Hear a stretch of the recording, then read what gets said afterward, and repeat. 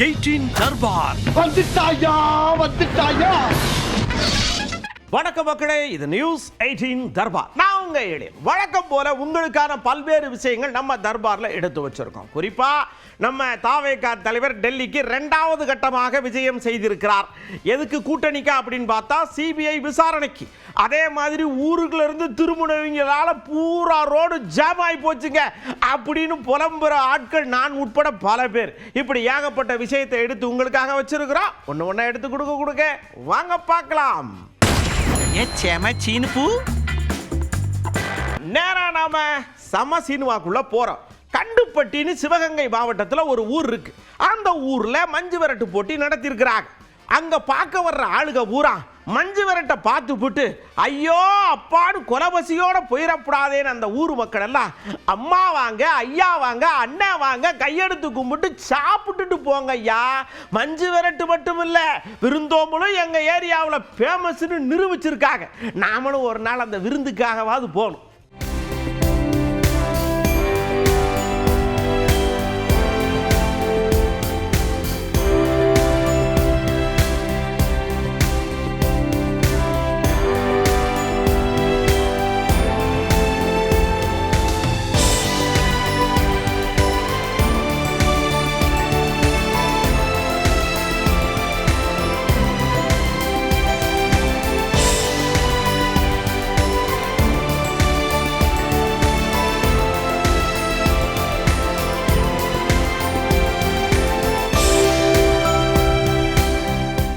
அப்படியே நேரா நாம தென்னாப்பிரிக்காவுக்கு போறோம்.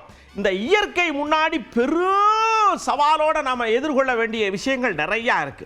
அப்படித்தான் பாருங்க, அங்க மழை வெஞ்சு காத்துல வெள்ளம் கரை புரண்டு ஓடி இருக்கு. ஒரு குட்டியான உள்ள மாட்டிக்கிருச்சு. ஐயையோ குட்டியான மாட்டிக்கிருச்சேன்னு தாயான பரிதவிச்சு உள்ள இறங்கி அதை காப்பாத்துற அந்த காட்சி இருக்கு பாருங்க. விலங்கா இருந்தாலும் சரி, மனுஷனா இருந்தாலும் சரி, எறும்பா இருந்தாலும் சரி, புழுவா இருந்தாலும் சரி, பூச்சியா இருந்தாலும் சரி, தாய்ப்பாசத்துக்கு மிஞ்சி இந்த உலகத்துல எதுவும் கிடையாதுங்க. அது ஒன்று தாங்க பூமியை தாங்கி பிடிக்க போங்க.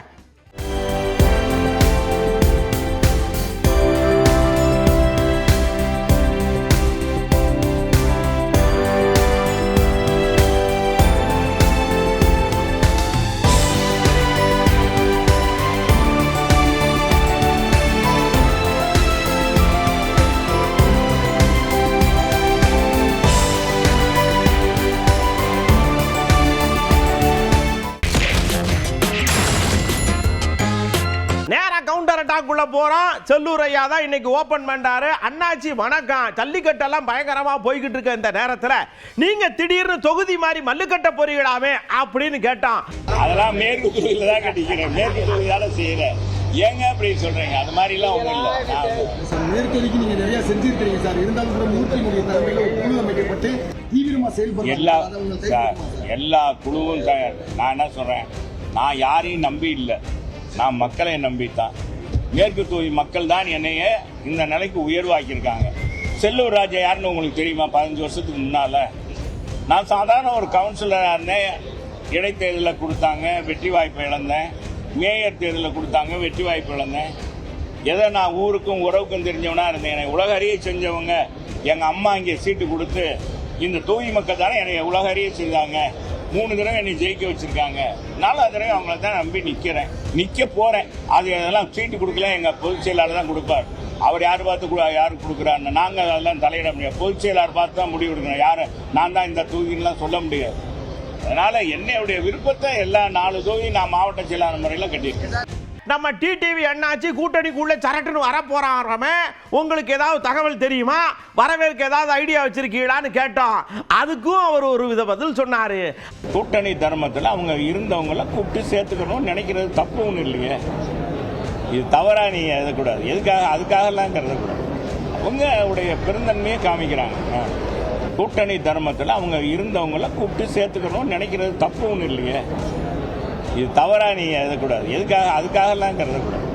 அவங்களுடைய பெருந்தன்மையை காமிக்கிறாங்க.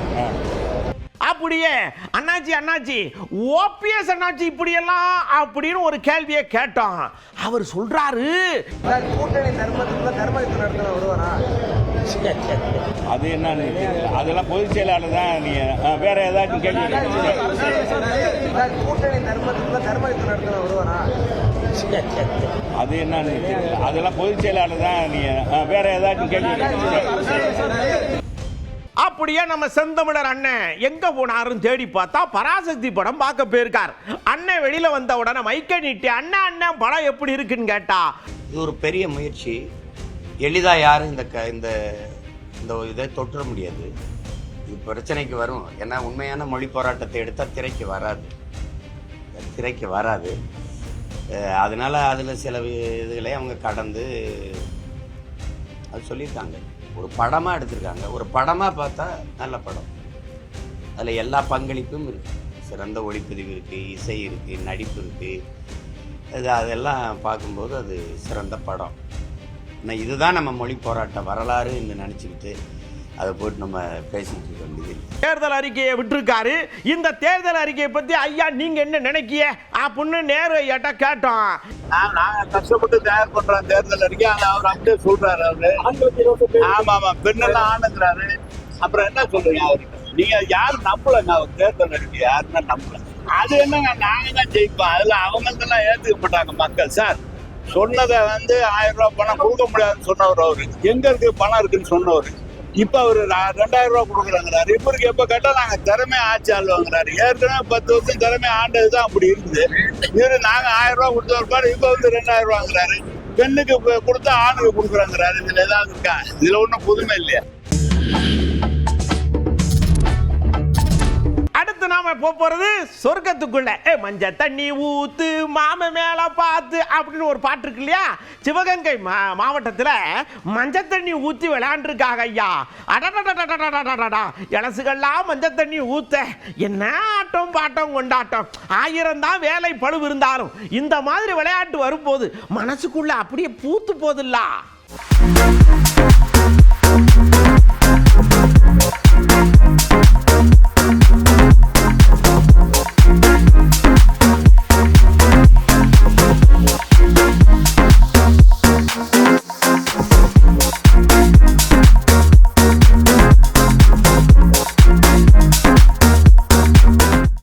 நேரா கடலூருக்கு போனோம். ஆத்துக்குள்ள திருவிழா, ஆற்று திருவிழான்னு வச்சிருக்காங்க.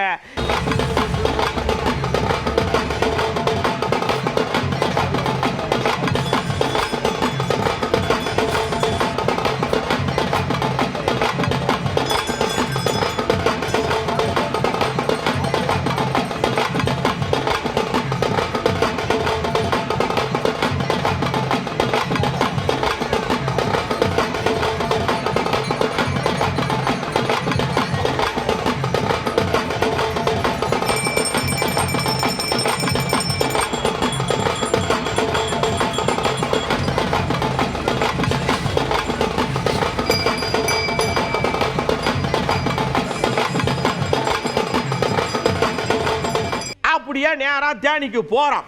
இந்த சொர்க்கம் கொஞ்சம் வித்தியாசமான சொர்க்கம்ங்க.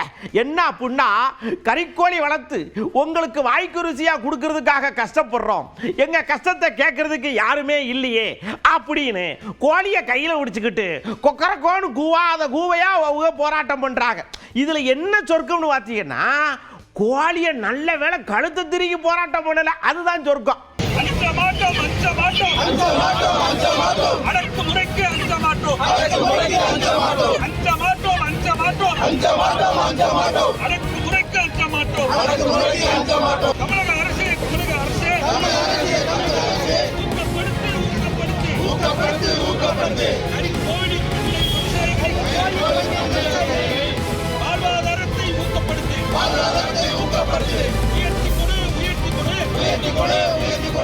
கோழி விவசாயிகளுக்கு கிலோ ஒன்றுக்கு 20 ரூபாய் கொடுப்பதற்கு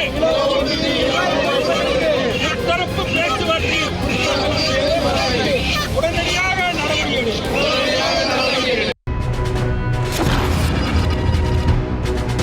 அப்படியே கூடியிருந்த மக்கள், கொண்டாட்ட மனதில் இருந்த மக்கள் எல்லாம் கூப்பிட்டு, இங்க வாங்க, இந்த செல்போன் வந்தாலும் வந்தது, அதுல ரீல்ஸ் எடுக்கலாம்னு வந்தாலும் வந்தது, ஐயய்ய இலசுகள் இருந்து கிளசுக வரைக்கும் பாடா படுத்துதுங்க.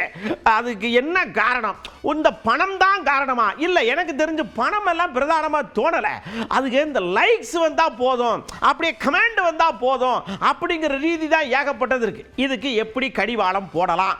ஒன்று செல்போனை பிடுங்கி வைக்கலாமா, இல்லை இந்த ஆப்புகளெல்லாம் இழுத்து போட்டு பூட்டலாமா, இல்லை அதுலேருந்து வர்ற வருமானத்தை கட் பண்ணலாமா?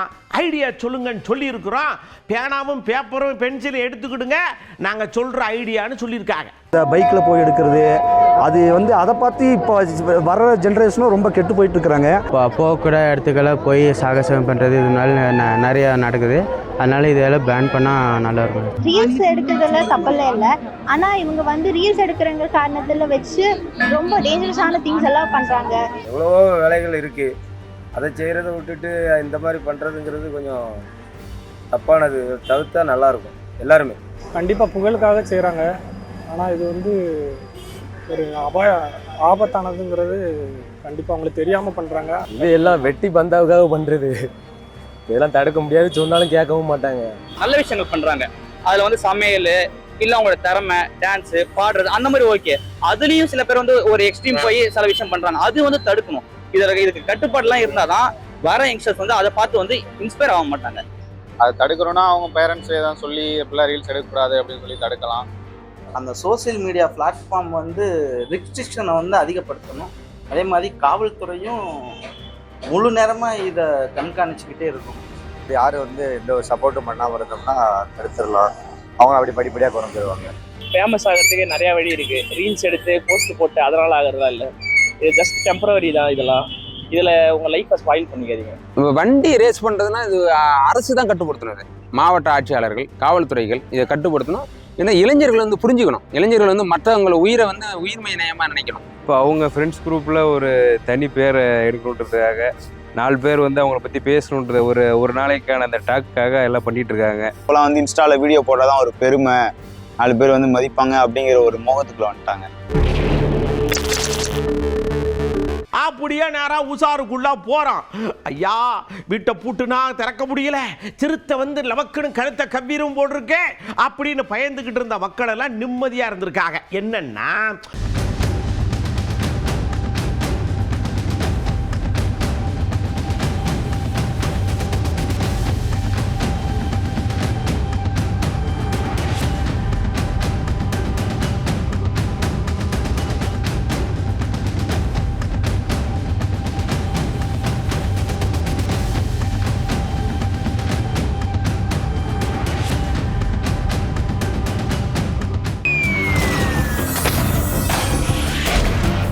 அடுத்த நேரம் அழகிய உலகத்துக்குள்ள போறோம். ஏப்பா, உங்க ஊர்ல தான் பொங்கல் முடிஞ்சிச்சுல்ல, இங்க வாங்கப்பான்னு சீனாக்காரன் கூப்பிட்டாங்க.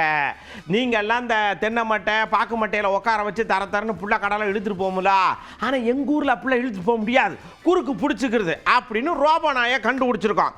இதுல நீங்க எங்களுக்குள்ள பிள்ளைகளை உட்கார வச்சா அதை தரன்னு இழுத்துட்டு போகும்.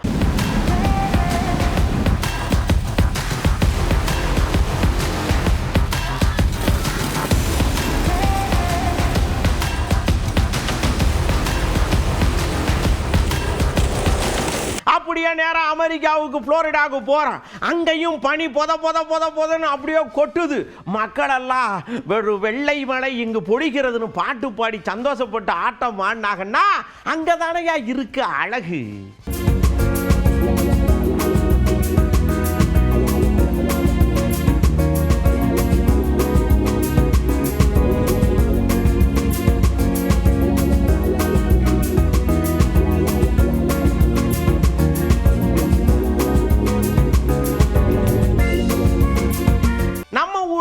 ஆத்துல மீன் பிடிப்போம், குளத்துல மீன் பிடிப்போம், வலைய போட்டு மீன் பிடிப்போம், தூண்டில போட்டு மீன் பிடிப்போம். ஆனா உறைபனியில மீன் பிடிக்கிறதுங்கிறது சவாலான விஷயம்ங்க. அதை விழாவா வச்சு கொண்டாடி மீனை பிடிக்காங்க சைனாக்காரங்க.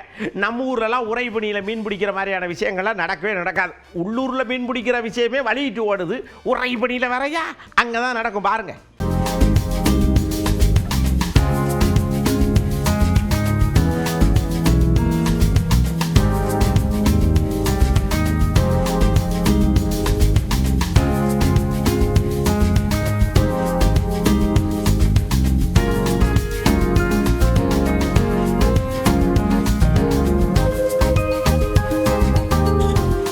ஏகப்பட்ட விளக்கு கண்ணை அப்படியே கண்ணாடி ஓட்டால் கூட கவருதுங்க, சொலிக்குது. அந்த திருவிழாவையும் ஒரு அசத்துவோம் அப்படின்னு சொல்லி ஏற்பாடு பண்ணியிருக்காங்க. வழக்கம் போல நம்ம இங்கிருந்தே பார்ப்போம், வேற என்ன பண்ண முடியும்.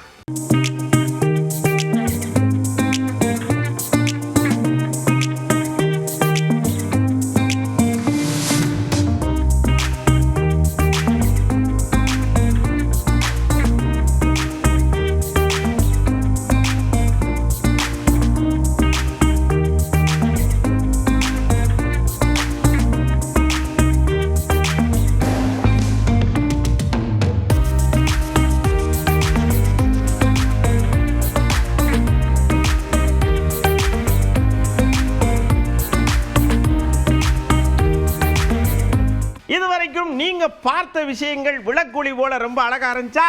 வேணும்னா எடுத்து உங்க ஊர்லயும் நீங்க விளக்கொளியை நடத்துங்க, இல்லைன்னா செவனே நிறுங்க. அடுத்த தர்பார்ல ஏகப்பட்ட விஷயத்தோட நான் உங்களை சந்திக்கேன். அது வரைக்கும் உங்ககிட்ட இருந்து அன்போட உத்தரவு வாங்கிக்கிறது உங்க அன்பு நண்பன் எழில். வணக்கம் மக்களே. 18 தர்பார் வந்துட்டாயா